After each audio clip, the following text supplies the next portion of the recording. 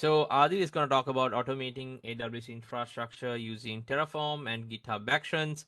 Adi is a DevOps engineer and SRE at Strategic Systems International. He's from Pakistan, joining with us today to present and talk about this topic. So without taking much time, Adil, over to you. Everyone, beautiful presentation. First of all, everyone just done a great job. I will not take a lot of your time. I will just give you a quickly overview what I'm trying to show you. Let me share my screen first. So, all good? Yeah. Yeah. So today I'm going to discuss about how you can automate the AWS infrastructure using Terraform and GitHub Actions. Before getting started, I only give you a basic a brief brief about what is GitOps infrastructure as code, because most of you might be familiar with these topics, but to get into the demo part, I would like to discuss it. So GitOps provide us the best practices to follow practices. So like it's a combination of infrastructure as code, GitHub repositories, pull request and merge request on GitLab, and CI/CD pipelines. For CI/CD pipelines, I'm using GitHub Actions, PR, pull request on GitHub. My source code is on GitHub. And for the infrastructure as code, I am using Terraform, but you can also use CloudFormation, which is actually AWS product. So, what is infrastructure as code? Infrastructure as code, with the code, you can manage your infrastructure, you can make changes to it without any downtime. This is the infrastructure in very basic words. So Terraform is actually our infrastructure as a code tool, and it's open source, and it provides you functionality. You can make changes to your infrastructure, you can provisioning your states, and without any downtime, you can make changes to your infrastructure. So that's the really beauty of the Terraform. And the second one is CloudFormation. We usually use on AWS platform, and Terraform Cloud provide us a functionality, so we can use as on their cloud. They provide us a complete Terraform management tool, so from where our team can manage our different infrastructure stacks. So GitHub's actions are for CI/CD, and I'm using them so I can plan my changings of Terraform and then apply the changings to my infrastructure. So this is a very actually for this talk I create a very basic, so everyone who is not familiar with GitHub Actions, Terraform can get to know how it's work. But you can also use this the same GitHub Action code and on like big projects. But for this talk, I'm just making things very simple so everyone can easily understand what I'm trying to deliver. So first of all, we have a GitHub repository. Oops. Yeah. So we have a GitHub repository, and in the GitHub repository, I have a source code. You can also use GitLab or Bitbucket. It's up to you.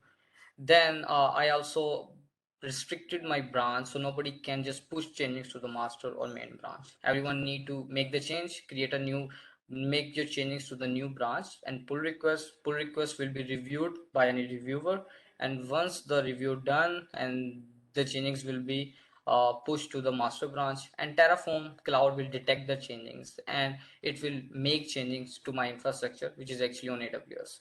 And I can manage my changings using Terraform CLI from my local system. So here, right now, the repository is private. The reason is that I have some, I think the APIs, so that's why I just make it private. But after this talk, I will share with Sarfraz and the open source, so you can just use the code in your projects. So in the main.tf, I have a very simple code, and in the code, if you can see that it just like have my organization name with the workspaces, and here I have the ME and my AWS region and the instance. It just create a simple instance machine on my infrastructure, nothing, just like a simple code. So anyone can easily understand what's going on inside this code. So also is create the EBS volume. It will be attached to the instance machine. All the other things like VPC, subnets, all will be decided by Terraform. We don't need to provide them like add this to this subnet, this VPC, this route tables. No, you can do it later on, but I think it will just select the default values. Then we will all good. Uh, and simply as I show you the workflow and I just make a change like we just like have a request that changed from nano to medium. We need a high source power instance type, and here you can see the main is we cannot push to the main. The only the who is a root user can only push to the main. So I just like propose my changings here. The pull request will be created, and here I will review by the main account, and this is the second account which I created for this. So I create a pull request. Once the pull request is created, it start the GitHub action. So after some time, you can see the action will be triggered. So here you can see that it's just like the Terraform is triggered, and it's a GitHub action code. Let me just go. Yeah, it's just setting up the Ubuntu machine and Terraform initializing plan. There's a bunch of warnings, but these are not errors. So it just plan the changings and just output to our pull request the final output what is going to be upgraded or created to your infrastructure. So this actually the Terraform is running. So it just take like 1 or 2 minutes.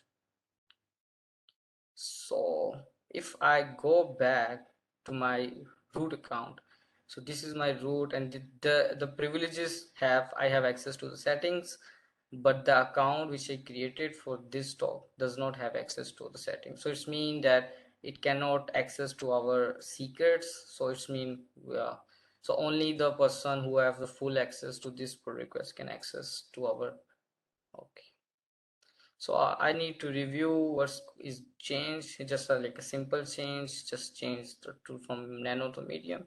I just like okay, but a tip, always review it before just merge it to the PR. So yeah, sometimes we just ignore the changings.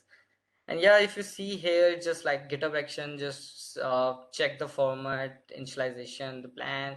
It will show you the complete plan, what it's just going to apply. As I told you that we don't need to tell him what is the VPC, what the subnet or table, it will detect.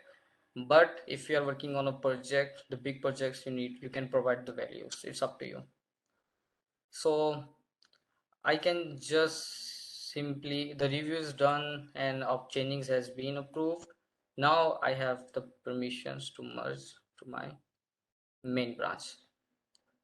So yeah, once the changings has been merged, it will just create another trigger. The GitHub action will trigger another one. Just everything is now merged. Let me just plan your changings, apply your changings to your infrastructure. So like yeah, if you can see the changings are now on Terraform. Yeah, it's just applying the changings. The plan was already done, so it's just applying the changings to your infrastructure. Yeah, I will show you what was created on my infrastructure, but it's really simple. It's really basic. As I told, you can use my code in your big projects and it will work because we are using it. I just make it simple for this talk.